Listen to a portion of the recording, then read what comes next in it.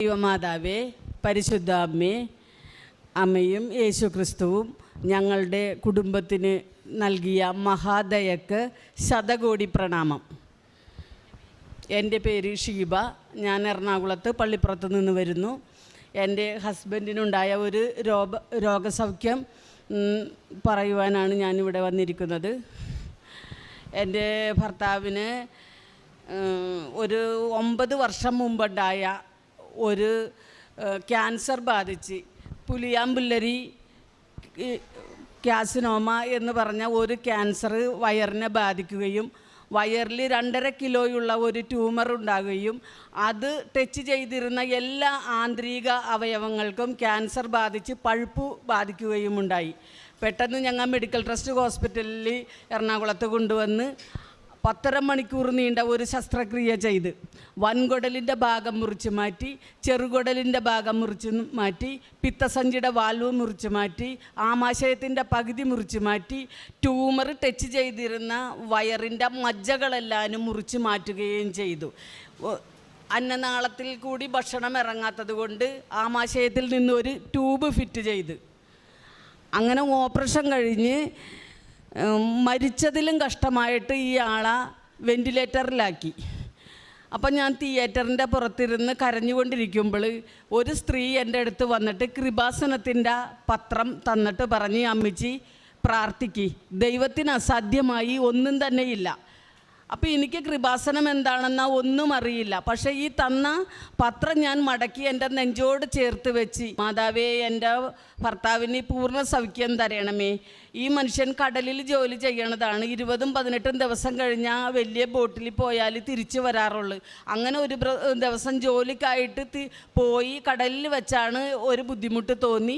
അവർ 4 ദിവസം കൊണ്ട് കടലിൽ നിന്ന് കരക്കെത്തിച്ച് ഹോസ്പിറ്റലിൽ ചെന്ന്, അപ്പോൾ ഇന്ന വിഷയങ്ങളൊക്കെ ഉണ്ട്, ഇത്രയും ഭാഗങ്ങൾ മുറിച്ച് മാറ്റണം, ഓപ്പറേഷൻ ചെയ്യേണ്ടതില്ല, അത്രയും ഡാമേജായി എന്നാണ് ഡോക്ടറൊക്കെ പറഞ്ഞിരുന്നത്. മെഡിക്കൽ ട്രസ്റ്റ് ഹോസ്പിറ്റലിലെ ദീപക് ബർമയാണ് ഈ ഓപ്പറേഷൻ ചെയ്തത്. അങ്ങനെ പുള്ളി വെൻറ്റിലേറ്ററിലാണ്. അപ്പോഴാണ് പുറത്തിരുന്ന എൻ്റെ കൃപാസന പത്രം തന്നിട്ട് ഒരു ചേച്ചി പ്രാർത്ഥിക്കാൻ പറഞ്ഞത്. ഞാൻ ഈ പത്രം നെഞ്ചോട് ചേർത്ത് വെച്ച്, എൻ്റെ മാതാവേ, എൻ്റെ ഭർത്താവിന് പൂർണ്ണ സൗഖ്യം തരണമേ എന്ന് പ്രാർത്ഥിച്ച്. പിന്നെ അന്ന് തൊട്ട് എല്ലാ ദിവസവും ഞാൻ ഈ പേപ്പർ വെച്ച് മാതാവിനോടും കർത്താവിനോടും പ്രാർത്ഥിക്കാൻ തുടങ്ങി. പിന്നെ ഇതിനെ വെൻറ്റിലേറ്ററിൽ നിന്ന് പുറത്ത് കൊണ്ടുവന്ന് റൂമിലോട്ട് കൊണ്ടുവന്ന് കിടത്തിയപ്പോഴാണ് പറയണത്, ഇനി ഭക്ഷണം ഇങ്ങനെ ഇറങ്ങൂല, വെള്ളമൊന്നും ഇങ്ങനെ അന്നനാളത്തിൽ കൂടിയൊന്നും പോകൂല, ആമാശയത്തിലൊരു ട്യൂബ് ഫിറ്റ് ചെയ്തിട്ടുണ്ട്, ഇനി അങ്ങനെ വേണം, കുറഞ്ഞ നാളുകളെ ജീവിച്ചിരിക്കുകയുള്ളൂ, പക്ഷേ അത്രയും നാൾ നമുക്ക് വെള്ളമൊക്കെ ആമാശയത്തിൽ ഈ ഇട്ട ട്യൂബിൽ കൂടി വേണം കൊടുക്കാനെന്ന് പറഞ്ഞ്. അങ്ങനെ കുറച്ച് ദിവസങ്ങളൊക്കെ കഴിഞ്ഞ് ഇത് ബോധമൊക്കെ വീണ് ഇത്തിരി വെള്ളം ചോദിക്കാൻ തുടങ്ങിയപ്പോൾ സിസ്റ്റർ പറഞ്ഞ്, ഇങ്ങനെ ഗ്ലൂക്കോസ് തന്നുണ്ട്, ആമാശയത്തിലൊരു ട്യൂബ് ഇട്ടിട്ടുണ്ട്, അതിൽ കൂടി അത്യാവശ്യം വെള്ളമൊക്കെ തന്നുണ്ട്, വായയെ കൂടി കുടിക്കാൻ പറ്റൂലെന്ന് പറഞ്ഞപ്പോൾ ഈ മനുഷ്യൻ സമ്മതിച്ചില്ല. എനിക്ക് അങ്ങനെ ജീവിക്കേണ്ട, ഞാൻ 57 വയസ്സ് വരെയും ജീവിച്ചിട്ടുണ്ട് ഒന്നുമില്ലാതെ, ഈ ആമാശയത്തിൽ കൂടി ഭക്ഷണം തന്നിട്ട് എനിക്ക് ജീവിക്കേണ്ടെന്നും പറഞ്ഞ് ഈ ട്യൂബ് വലിച്ചു പറിക്കാൻ തുടങ്ങി. അപ്പോൾ അവർ വന്ന് കൈകളൊക്കെ കെട്ടിവെച്ച് ദിവസങ്ങളോളം പിറ്റേ ദിവസവും ഇങ്ങൊരു വായിലൂടെ വെള്ളം വേണമെന്നും പറഞ്ഞ് ബഹളം വെച്ച് അത് സഹിക്കാൻ പറ്റാണ്ടായപ്പോൾ അവർ ഡോക്ടറിനെ വിളിച്ച്. അപ്പോൾ ഡോക്ടർ പറഞ്ഞൊരു കാര്യം ചെയ്യാം, നമുക്ക് സാംബശിവനെ തിയേറ്ററിലോട്ട് ഒന്നും കൂടി കൊണ്ടുപോയിട്ട് അല്പം വെള്ളം കൊടുത്തിട്ട് പുള്ളി അതൊന്ന് ബോധ്യപ്പെടട്ടെ, എന്നിട്ട് നമുക്ക് വൊമിറ്റ് ചെയ്യാൻ ശ്രമിക്കുമ്പോൾ റിട്ടേൺ എടുക്കുക എന്ന് പറഞ്ഞിട്ട് ഒരു ദിവസം ഒരു വൈകുന്നേരം 7 മണിയായ സമയത്ത് ഈ മനുഷ്യനെ തിയേറ്ററിലോട്ട് കൊണ്ടുപോയി. ഞാൻ അതിൻ്റെ വാതിക ചെന്ന് ഇരിക്കുകയാണ്. അങ്ങനെ ഞാൻ വിഷമിച്ചു, അയ്യോ, ഈ ക്യാൻസറുമാണ്, ഇത്രയൊക്കെ മുറിച്ചും മാറ്റി, പിന്നെ ഇനി ഒരു വെള്ളം പോലും വായി കൂടി കഴിക്കാനും പറ്റൂലല്ലോ എന്നോർത്ത് മനസ്സ് വെന്ത് ഞാനിങ്ങനെ കരഞ്ഞിരിക്കുമ്പോൾ അവിടെ തൊട്ടടുത്ത് കിടന്ന റൂമിലുള്ള ഒരു ചേച്ചി ക്രിസ്തുവിൻ്റെ മുൾക്കിരീടം ഉള്ള ഒരു ബുക്ക് എൻ്റെ കയ്യിൽ കൊണ്ടു തന്നു. ബുക്ക് ഞാൻ തുറന്നൊന്നും അത് നോക്കിയില്ല, പുറത്തുള്ള പടം കണ്ടതാണ്, രക്തം ഇങ്ങനെ കണ്ണിൽ നിന്ന് ഇറ്റി വീണിട്ടുള്ള ഒരു ഇത്. അപ്പം ഞാനതിങ്ങനെ നെഞ്ചോടക്കി പിടിച്ച് ഇതിനെ തിയേറ്ററിൽ കയറ്റിയാക്കിയാണ് വെള്ളമൊക്കെ ഇത് കൊടുക്കാനായിട്ട്. അങ്ങനെ ഞാൻ കർത്താവിനോട് ഇങ്ങനെ പ്രാർത്ഥിച്ച്, കർത്താവേ, മരണത്തിലും കഷ്ടമായിട്ടാണ് ഈ മനുഷ്യനെ തിരിച്ചു തന്നാക്കണത്, ഇങ്ങനെ എനിക്ക് തിരിച്ചു തരരുത്. എൻ്റെ ഭർത്താവ് പൂർണ്ണ ആരോഗ്യത്തോടെ എങ്ങനെ ഇരുന്ന് എങ്ങനെ ഭക്ഷണം കഴിച്ച് അങ്ങനെയല്ലാതെ കർത്താവേ ഈ മനുഷ്യനെ മരണത്തിലും കഷ്ടമായിട്ട് എനിക്ക് തിരിച്ചു തരരുത് എന്ന് മാത്രം ഞാൻ പറഞ്ഞിട്ട് കണ്ണടച്ചിട്ട് ഞാൻ ശരിക്കും കർത്താവിൻ്റെ തിരുസന്നിധിയിലായിരുന്നു. പിന്നെ എനിക്കൊന്നും ഓർമ്മയില്ല. 2 മണിക്കൂർ കഴിഞ്ഞതിന് ശേഷം അസിസ്റ്റൻ്റ് ഡോക്ടർ വന്നിട്ട് എൻ്റെ കയ്യിൽ ഇങ്ങനെ തട്ടി അമ്മച്ചി എന്നും പറഞ്ഞ് വിളിച്ച് ഞാൻ കണ്ണ് തുറന്നപ്പോൾ എന്നോട് പറഞ്ഞു, ഒരു മിറാക്കിൾ സംഭവിച്ചാക്കണ്. സാംബശിവന് ജ്യൂസ് 1/2 ഗ്ലാസ് ജ്യൂസ് കൊടുത്ത് റിട്ടേൺ എടുക്കാൻ കണക്കാക്കി കൊടുത്ത ജ്യൂസ് ശരിയായ റൂട്ടിലൂടെ സഞ്ചരിച്ച് ആമാശയത്തിലെത്തി ദഹനം ചെയ്ത് അവർ സ്ക്രീനിൽ കണ്ടുകൊണ്ടിരിക്കുകയാണെന്ന് പറഞ്ഞു.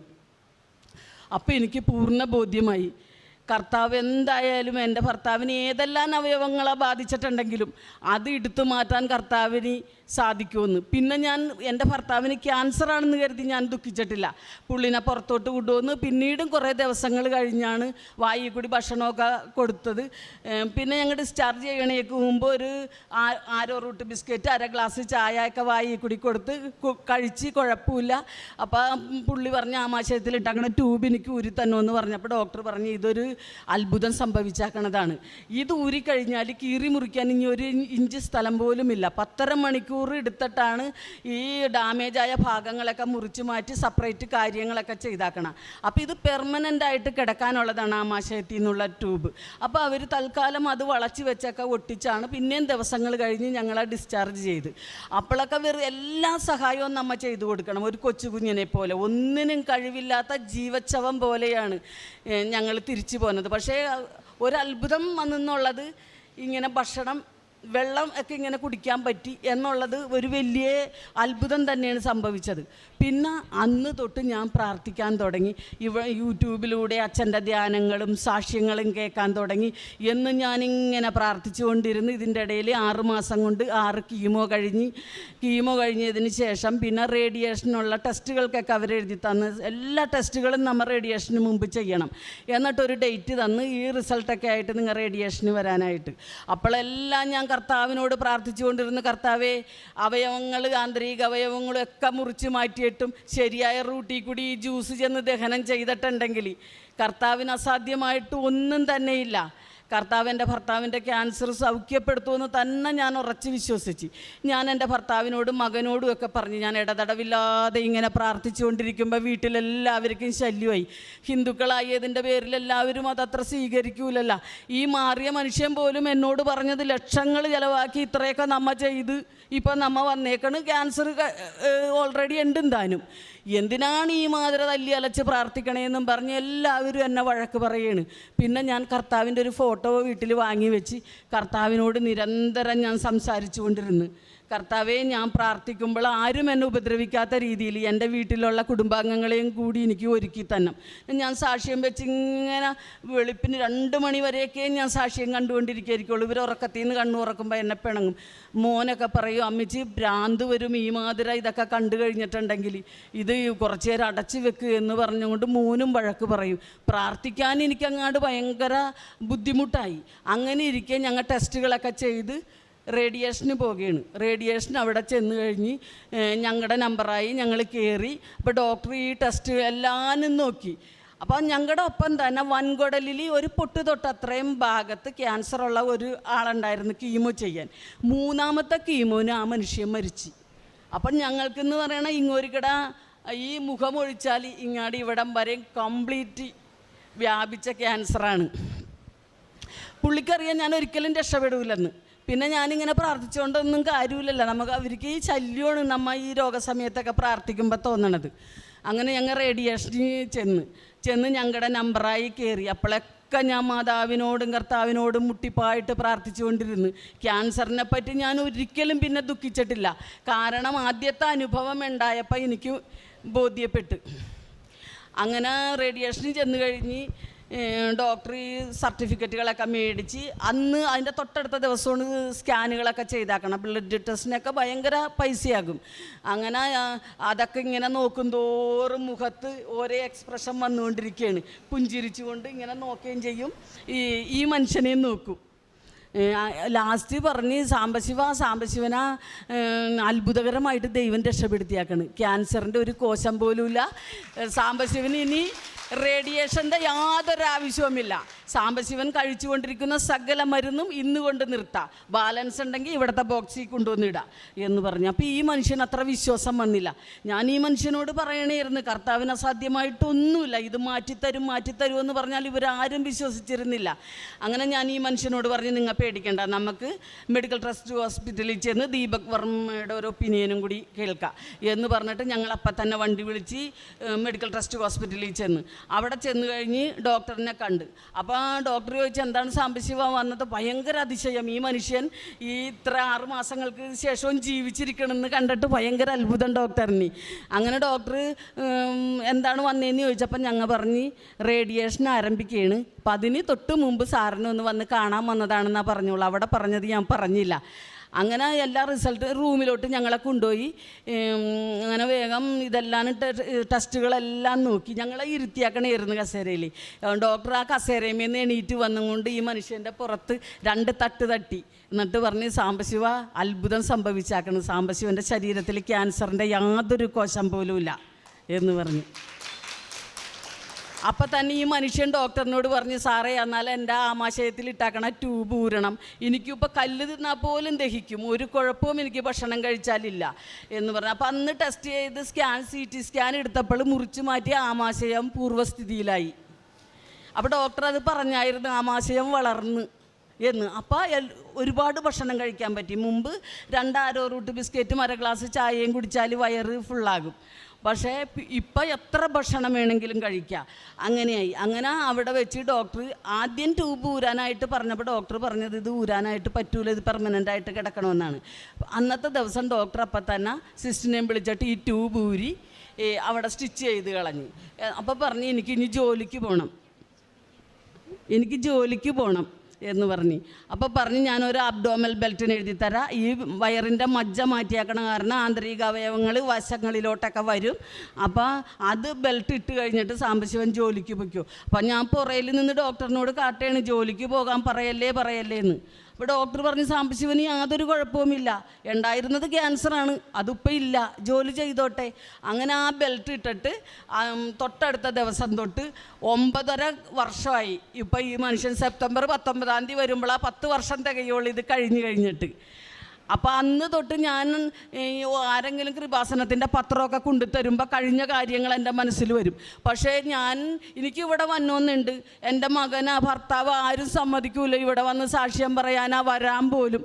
അപ്പോൾ എന്ത് ചെയ്യും? 10 വർഷം കൊണ്ടാണ് ഈ മനുഷ്യനെ ഇവിടെ നിൽക്കാൻ ഞാൻ പാകപ്പെടുത്തിയെടുത്തത്. എൻ്റെ കൂടെ കഴിഞ്ഞ മാസം 12-ാം തീയതി ഞങ്ങൾ സാക്ഷ്യം പറയാനായിട്ട് വന്നപ്പോൾ സാക്ഷ്യം പറയാൻ പറ്റിയില്ല, ഉടമ്പടി എടുക്കാത്ത കാരണം. അത് കഴിഞ്ഞ് ഞങ്ങൾ അന്ന് ഉടമ്പടി എടുത്തും കൊണ്ടാണ് പോയത്. ഇപ്പം ഈ മനുഷ്യൻ്റെ ഉച്ചി മുതൽ ഉള്ളങ്കാല് വരെ കർത്താവ് മാതാവും കൂടി സൗഖ്യപ്പെടുത്തിയാക്കാണ്. ഒരു യുവത്വമുള്ള ആളെപ്പോലെ എന്ത് ജോലിയും ചെയ്യാൻ, എത്ര കഠിനാധ്വാനം ചെയ്യാൻ ഈ മനുഷ്യൻ ഇന്ന് പ്രാപ്തനാണ്. അങ്ങനെ അപ്പോൾ ഞങ്ങൾ വന്നപ്പോൾ ഉടമ്പടി എടുത്തതിന് ശേഷം ഉടമ്പടിയിൽ പറഞ്ഞ കാര്യങ്ങളെല്ലാം ഞങ്ങൾ കറക്റ്റായിട്ട് പാലിക്കുന്നുണ്ട്. ഞങ്ങൾ രോഗികളെ കാണുന്നുണ്ട്. പിന്നെ ഞാൻ ആരെ കണ്ടൊന്ന് പരിചയപ്പെട്ടാലും എൻ്റെ ഭർത്താവിൻ്റെ ഈ സൗഖ്യത്തിനെക്കുറിച്ച് പറയും. ഇപ്പോൾ എന്നെ അറിയുന്ന എൻ്റെ അവിടെ ഉള്ള കുറേ ആളുകളൊക്കെ കൃപാസനത്തിൽ വരാനിരിക്കണേണ്. എല്ലാവർക്കും അത്ഭുതമായി, ഇത് ശരിക്കും മാതാവും കർത്താവും തമ്മിൽ അവർ ആണ് സൗഖ്യപ്പെടുത്തിയതെന്ന്. അങ്ങനെ ഞാൻ പ്രാർത്ഥിച്ചുകൊണ്ടൊക്കെ ഇരിക്കുമ്പോൾ ഒരു ദിവസം ഞാനപ്പോൾ എപ്പോഴും ഇങ്ങനെ പ്രാർത്ഥിക്കുമ്പോൾ, എൻ്റെ കർത്താവേ, ഈ തൃണത്തിന് പോലും വിലയില്ലാത്ത എൻ്റെ പ്രാർത്ഥന അവിടുത്തെ തിരുസന്നിധിയിലെത്തിയല്ല എന്ന് പറഞ്ഞിട്ട് ഞാൻ എന്നും പ്രാർത്ഥിക്കും. അപ്പം മകൻ ശബരിമലക്കൊക്കെ പോകുമ്പോൾ അമ്പലങ്ങളിൽ പോകണം. അപ്പം എന്തായാലും അമ്മ ചെന്ന് ചെയ്യേണ്ട ഒരു ചടങ്ങുണ്ട്, കാണിപ്പൊന്ന് നിറക്കണമെന്ന് പറയും. വെറ്റിലേ മടക്കേ നാളികേരം നെയ്യ് നിറച്ചതും കൂടി കെട്ടിൽ വെക്കണം, അതവിടെ ചെന്ന് അടിക്കാനുള്ളതാണ്. അപ്പം ഞാൻ അങ്ങനെ അമ്പലത്തിൽ ചെല്ലുമ്പോൾ ഞാൻ ഈ വെറ്റിലെ അടക്കയും നെയ്യ് നിറച്ച തേങ്ങയും കൂടി എടുത്തിട്ട് നാളികേരവും കൂടി എടുത്തിട്ട് കൃഷ്ണൻ്റെ ക്ഷേത്രത്തിൽ ചെന്ന് കൃഷ്ണനെ ഇങ്ങനെ നോക്കി, കർത്താവേ എൻ്റെ മോനെ രക്ഷിക്കണമേ എന്നും പറഞ്ഞാണ് അത് കെട്ടിൽ. 10 വർഷം കൊണ്ട് എന്നൊക്കെ പോയിട്ടുണ്ടെങ്കിലും കൃഷ്ണനെ കണ്ടാലും ഗുരുവിനെ കണ്ടായാലും ആരെ കണ്ടാലും അവിടെ ഞാൻ കർത്താവിനെ മാത്രമാണ് കാണുന്നത്. അങ്ങനെ എനിക്ക് കർത്താവിൽ ഒരുപാട് വിശ്വാസത്തിൽ ആഴപ്പെട്ട്. പിന്നെ ഞാൻ യൂട്യൂബിൻ്റെ സാക്ഷ്യങ്ങളൊക്കെ കാണുമ്പോൾ പലപ്പോഴും എൻ്റെ ഭർത്താവ് എന്നെ വഴക്ക് പറഞ്ഞിട്ടുണ്ട്. എന്നാൽ ഞാൻ പ്രാർത്ഥിച്ച എൻ്റെ കർത്താവേ, ഞാനിത് കാണാനും ഞാൻ പ്രാർത്ഥന എത്തിക്കുമ്പോഴും എനിക്ക് ശല്യത്തിനായി ആരും തന്നെ ഉണ്ടാവരുത്, ഇവരെല്ലാം എനിക്ക് ഒരുക്കി തന്നെ. അങ്ങനെ ഒരു ദിവസം കൊണ്ട് ഞാൻ പുറത്തു പോയി വരുമ്പോൾ എൻ്റെ ഭർത്താവ് അച്ഛൻ്റെ ധ്യാനം വെച്ച് കാണുന്നു. ഞാൻ ഏറ്റവും കൂടുതൽ സന്തോഷിച്ച ദിവസമാണ് അന്ന്. അത് കഴിഞ്ഞ് പിന്നെ ദിവസവും ഒരു വെളുപ്പിന് ഇവർക്ക് വെളുപ്പിന് 3 മണിക്ക് ബോട്ടിൽ എണീക്കണം, കാരണം വെളുപ്പിനെ എണീറ്റ് കുളിക്കും. അപ്പോൾ എണീക്കണ സമയത്ത് ഞാൻ കിടക്കായിരിക്കുള്ളൂ. ആ സമയം അച്ഛൻ്റെ ഒരു ധ്യാനം ഓൺ ചെയ്ത് തലയണടേര വെച്ചുകൊണ്ട് പോകും. അപ്പം ഞാൻ കണ്ണ് തുറക്കണത് അച്ഛൻ്റെ ഒരു ധ്യാനം കേട്ടും കൊണ്ടാണ്. പിന്നെ ഞാൻ എന്നും സാക്ഷ്യം കണ്ടുകൊണ്ടിരിക്കും. കർത്താവിനോട് ഞാൻ കൂടുതൽ അടുത്ത് ഏത് നിമിഷവും ഞാൻ എൻ്റെ ഭർത്താവിനെ ഇങ്ങനെ രക്ഷിച്ച് തന്നതിന് ഞാൻ നന്ദി പറഞ്ഞുകൊണ്ടും വിശ്വാസപ്രമാണം ചൊല്ലിക്കൊണ്ടും ഇരിക്കും. അങ്ങനെ ഒരു ദിവസം എൻ്റെ മോളെ ആലപ്പുഴയാണ് കൊടുത്താക്കണം, ഒരു ആർമി ഓഫീസറാണ് കെട്ടിയാക്കണത്. അപ്പോൾ അവർ ജമ്മു കാശ്മീരായിരുന്നു. അപ്പോൾ അവർ കുട്ടികളെയൊക്കെ ഇവിടെ സ്കൂളിൽ ചേർക്കാനായിട്ട് ഇങ്ങോട്ട് വന്നു കഴിഞ്ഞപ്പോൾ ഞാനൊരു ദിവസം മോളുടെ അടുത്ത് പോയി. അപ്പം ഞാൻ പോകുമ്പോൾ അന്ന് എനിക്ക് അറിഞ്ഞുകൂടാ ഇതാണ് കൃപാസനമെന്നാ, ഈ വഴിക്കാണ് പോണതൊക്കെ, പക്ഷെ എനിക്കറിയാൻ പാടില്ല.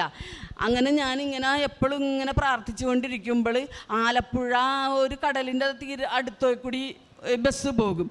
അവിടെ കുറേ നല്ല പഞ്ചസാര മണലിങ്ങനെയുണ്ട്, പഴുത്ത് കിടക്കണ പൊരി വെയിലത്ത് ഒരു ദിവസം കർത്താവിൻ്റെ കുരിശി ചുമക്കണ ഒരു ഭാഗം ഞാൻ ദർശിക്കുകയാണ്.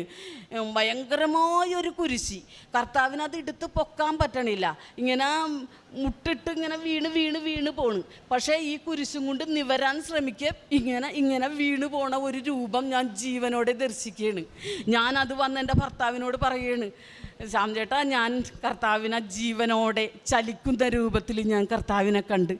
ആരും വിശ്വസിക്കണില്ല. എൻ്റെ ചേച്ചിമാരെയൊക്കെ നിനക്ക് ഭക്തിമൂത്ത് തോന്നണതാണ്. ഞാൻ പറഞ്ഞ അല്ല, ഞാനിത് കണ്ടതാണ് എന്ന് പറഞ്ഞിട്ട് പിന്നെ ഇങ്ങോരിക്കടെ സൗഖ്യം കണ്ടവരും എൻ്റെ വീട്ടിലുള്ളവരും എൻ്റെ മോളൊക്കെ ഇത് ഉറച്ച് വിശ്വസിച്ച് അന്ന് തുടങ്ങി എൻ്റെ മോളും ആ വീട്ടിൽ കർത്താവിനെയും മാതാവിനെയും വെച്ചിട്ട് അവരുടെ ഒരു ദിവസം തുടങ്ങണത് കൊച്ചുമക്കൾ അവിടെ തിരിതെളിച്ച് പ്രാർത്ഥിച്ചിട്ടാണ് അവർ സ്കൂളിലൊക്കെ പോണത്. പിന്നെ ഞാനിപ്പോൾ ഉടമ്പടി എടുത്തതിന് ശേഷം ഞങ്ങളുടെ ഒരു ദിവസം ആരംഭിക്കണത് വെളുപ്പിനെ എണീറ്റ് ഞാൻ കുളിച്ച് വന്നിട്ട് തൈലം തൊട്ട് വിശ്വാസപ്രമാണം ചെയ്ത് തിരിതെളിച്ച് മാതാവിൻ്റെ മുമ്പിൽ മുട്ടുകുത്തി പ്രാർത്ഥിച്ചതിന് ശേഷം അവിടെ നിന്ന് എണീറ്റിട്ട് എൻ്റെ ഭർത്താവിൻ്റെ അടുത്ത് ചെന്ന് തൈലം എടുത്ത് നെറ്റത്ത് കുരിശ് വരച്ച് തലയിൽ കൈവച്ച് വിശ്വാസപ്രമാണം ചൊല്ലും. അതിനുശേഷം ഈ തൈലം ഈ മുറിവേറ്റ വയറിലോട്ട് ഞാൻ തേച്ചും കൊണ്ട് പ്രാർത്ഥിക്കും. അത് കഴിഞ്ഞിട്ട് എൻ്റെ മകൻ കിടന്നുറങ്ങിയിരിക്കുള്ള ആ ഉറക്ക സമയത്ത് ചെന്നിട്ട് ലൈറ്റ് ഇട്ട് അവനെ വിളിച്ചും കൊണ്ട് അവൻ്റെ നെറ്റത്തും ഈ തൈലം കുരിശ് വരച്ച് അവനോട് വാതുറക്കാൻ പറഞ്ഞിട്ട് ഈ വിശുദ്ധ ഉപ്പ് മോനെ, ഒരു ദിവസത്തിൻ്റെ ആദ്യം ഈ വിശുദ്ധ ഉപ്പ് നീ അല്പാൽപമായിട്ട് നുഴഞ്ഞിറക്കുന്നും പറഞ്ഞിട്ട് അത് വായിലിട്ട് കൊടുക്കും. അപ്പം അതിനൊന്നും അവൻ ഇന്ന് വരെ ഇപ്പോൾ ഒരു തടസ്സവും പറയണില്ല. എനിക്ക് പ്രാർത്ഥിക്കാനും എനിക്ക് ദൈവത്തിനെ വിളിക്കാനും എല്ലാനും എൻ്റെ ഭർത്താവും മകനും ഉപ്പ സമ്മതിച്ച്. പിന്നെ എൻ്റെ ചേച്ചിമാരും എൻ്റെ ബന്ധുക്കളൊക്കെ കുറേ പേര് ഭയങ്കരമായിട്ട് എന്നോട് എതിർത്ത്. അപ്പോൾ കുടുംബ യൂണിറ്റുകൾ വെക്കുമ്പോൾ പുറത്തുനിന്നുള്ള വക്കീലുമാർ സാറുമാരൊക്കെയാണ് അതിൻ്റെ തലപ്പത്തൊക്കെ ഇരിക്കണത്. അപ്പോൾ ഒരേ യൂണിറ്റ് വെക്കുമ്പോൾ ഇങ്ങനെ വർഷത്തിൽ ഒരിക്കൽ അവർ വരും. അങ്ങനെ വന്നപ്പോൾ ഹാളിലാണ് ഞങ്ങളെല്ലാവരെയും ഇരുത്തിയത്. ആ ഒരു അധ്യാപകനാണ് അന്ന് വന്നത്. നോക്കിയപ്പോൾ കർത്താവിൻ്റെ ഒരു ഫോട്ടോ ഇരിക്കണ്. പുള്ളിക്ക് ഒട്ടും ഇഷ്ടമായില്ല. പുള്ളി അത് നെറ്റി ചുളിച്ചിട്ട് പറഞ്ഞ് ഈ വീട്ടിലെ വീട്ടമ്മ ആരാണ് ഇങ്ങോട്ട് വിളിച്ചേ എന്ന് പറഞ്ഞ്. അപ്പോൾ എനിക്കറിയാം കുടുംബ യൂണിറ്റ് വെക്കുമ്പോൾ ഇങ്ങനൊരു ചോദ്യം വരും, ഞാനിനി ക്രിസ്ത്യാനിയാണെന്ന് പറഞ്ഞ് പ്രശ്നം ഉണ്ടാകുമെന്ന് എനിക്കറിയാം. അപ്പോൾ ഞാൻ എൻ്റെ കർത്താവിനോട് പറഞ്ഞ്, കർത്താവേ, എനിക്ക് എല്ലാവർക്കും കൂടി കൊടുക്കാനുള്ള ഒരു ഉത്തരം അങ്ങ് തന്നെ എനിക്ക് തന്നെ. കാരണം ഞാനൊരു ഹിന്ദു ആയതിൻ്റെ പേരിൽ ഞാൻ പല സ്ഥലത്തും ക്രൂശിക്കപ്പെടും. അപ്പോഴൊക്കെ ഉത്തരം മുട്ടി ഞാൻ നിൽക്കരുത്. എൻ്റെ ഭർത്താവിൻ്റെ സൗഖ്യം പറഞ്ഞാൽ അത് ലക്ഷങ്ങൾ ചിലവാക്കി ഓപ്പറേഷൻ ചെയ്തിട്ടാണെന്ന് അവർ പറയും. അപ്പോൾ എനിക്ക് പറയാനൊരു ആൻസർ ഉണ്ടാകണം എന്ന് ഞാൻ പ്രാർത്ഥിച്ചുകൊണ്ടിരുന്നു. അപ്പോൾ എൻ്റെ മകളുടെ കുട്ടിക്ക് ചോറൂണിനായിട്ട് ആലപ്പുഴ ഒരു ചെറുകോലാശ്രമം എന്ന് പറഞ്ഞിട്ട് ആശ്രമമുണ്ട് ഗുരുദേവൻ്റെ, അവിടെ വെച്ചാണ് ചോറൂണ് നടത്തിയത്. അപ്പോൾ ചോറൂണിന് ചെന്നപ്പോൾ വലിയൊരു ഹാളിൽ ഗുരുവിനെ വെച്ച പോലെ ക്രിസ്തുവിൻ്റെ ഒരു വലിയ ഫോട്ടോ വെച്ചിട്ട് തുളസിമാല ചാർത്തിയിട്ട് അതിൻ്റെ മുന്നിലാണ് പ്രാർത്ഥന. ആദ്യം തന്നെ കർത്താവിനൊരു പ്രാർത്ഥന, അത് കഴിഞ്ഞിട്ടാണ് ഗുരുമന്ദിരത്തിലെ സകല പ്രാർത്ഥനകളും ആരംഭിക്കണം. അപ്പം ഞാൻ അവിടുത്തെ ഒരു ആചാര്യനോട് ചോദിച്ച്, എന്താണ് ഇവിടെ ഇങ്ങനെ ക്രിസ്തുവിനെ വെച്ചാക്കണത് എന്ന് പറഞ്ഞപ്പോൾ പറഞ്ഞ്, ഗുരുദേവൻ്റെ സമാധിക്ക് ശേഷം ഗുരുദേവൻ്റെ വസ്തുക്കളൊക്കെ പരിശോധിച്ച് എടുത്തപ്പോൾ ക്രിസ്തുവിനെ ഗുരു ആചരിച്ചെന്നുള്ള ഒരു തെളിവ് ഉണ്ടായി. സർവജ്ഞാനിയായ ഗുരു ക്രിസ്തുവിനെ ആചരിച്ചിരുന്നെങ്കിൽ എന്തുകൊണ്ട് നമുക്ക് ഇവിടെ വെച്ചുവിടാ എന്നാണ് എന്നോട് ചോദിച്ചത്. അത് എനിക്ക് മറ്റുള്ളവരോട് പറയാനുള്ള ഒരു ആൻസർ കർത്താവ് തന്നതാണ്. അപ്പം ഞാൻ ഈ അധ്യാപകനോട് പറഞ്ഞ്, നമ്മുടെ സർവജ്ഞാനിയായ ഗുരു ക്രിസ്തുവിനെ ആചരിച്ചിരുന്നുവെങ്കിൽ എന്തുകൊണ്ട് എനിക്കൊരു ഫോട്ടോ ഇവിടെ വെച്ചുകൂടാ? അങ്ങനെ ചോദിച്ച്